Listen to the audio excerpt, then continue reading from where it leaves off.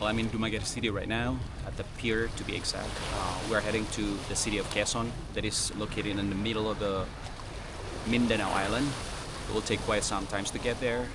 We will divide this journey into two legs. The first leg will be going from here, take the boat ride to the Pitan going to the Polog, and we'll wait for our bus ride going to Cagayan de Oro, and then we will divide again the next day to travel from Cagayan de Oro to Bukidnon area, and that is about a mountainous area.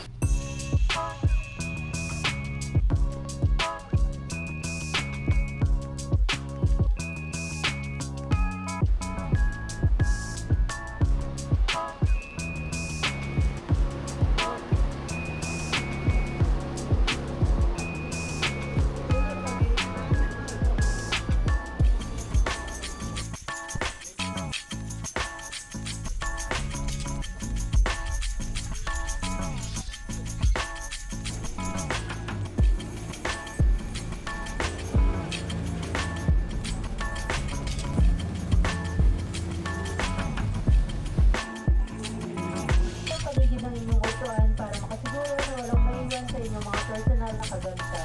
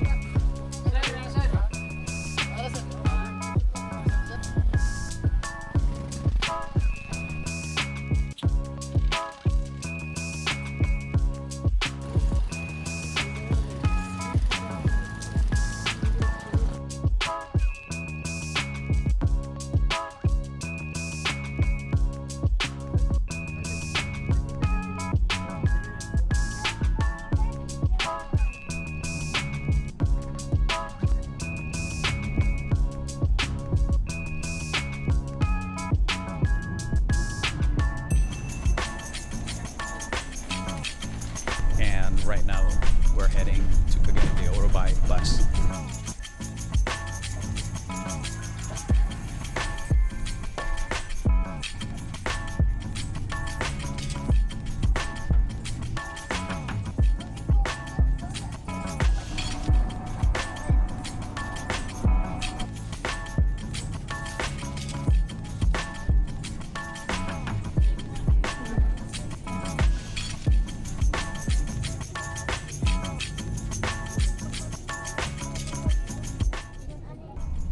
So we are finally passing by Panguil Bay Bridge.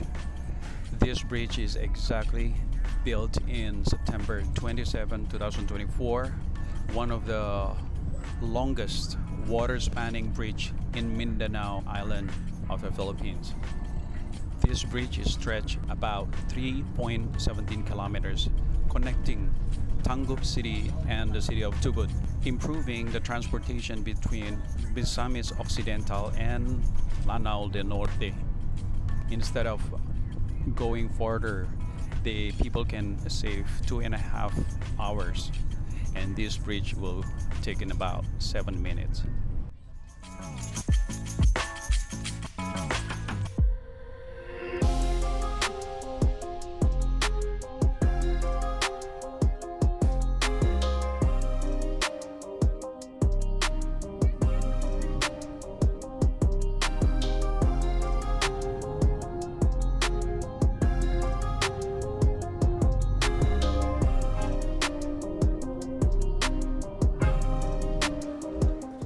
God initiated to give grace to Abraham, to his descendants, throughout all his generations. But then God required Abraham to do something in order for Abraham to seal the deal. Hi, my name is Steve Michael, also known as AsianMissionary. Finally, after more than 15 hours, we got here in Cagayan de Oro City. This is our first leg of this journey. We came all the way from Dumaguete since morning by boat and by bus. We will be continuing our second leg, heading towards Quezon City in the province of Bukidnon in Mindanao Island of the Philippines. We'll be conducting our seminars there for the ministry leaders and pastors.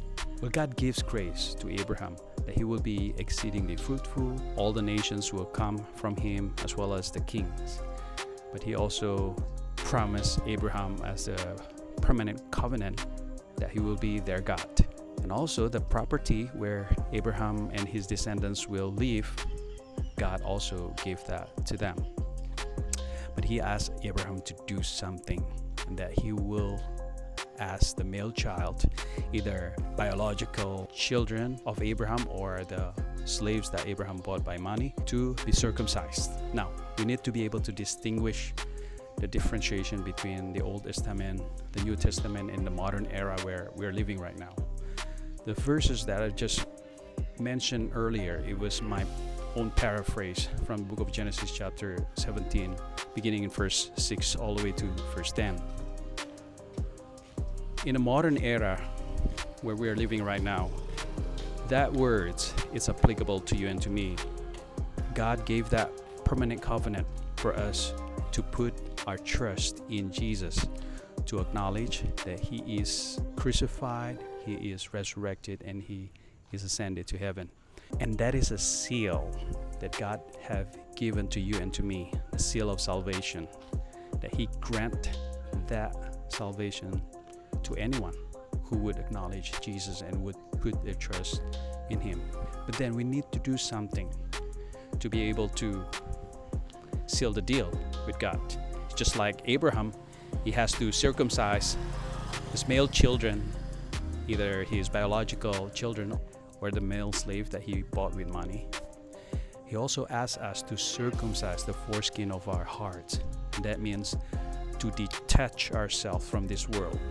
We can have whatever the world is offered, but we cannot love the world because it will corrupt or undermine the whole love, unwavering love that we have for God. The book of Romans chapter 3 and chapter 4, Deuteronomy chapter 10, and also chapter 30 mention about the circumcision of the heart. The world gives us so much and everything that we need, and to detach that, it must comes from the inner cord of our heart. So I hope this devotion will cause us to increase our faith and to walk closer to him. Thank you all for your time. Until my next update from this trip, God bless you all. Have a good night.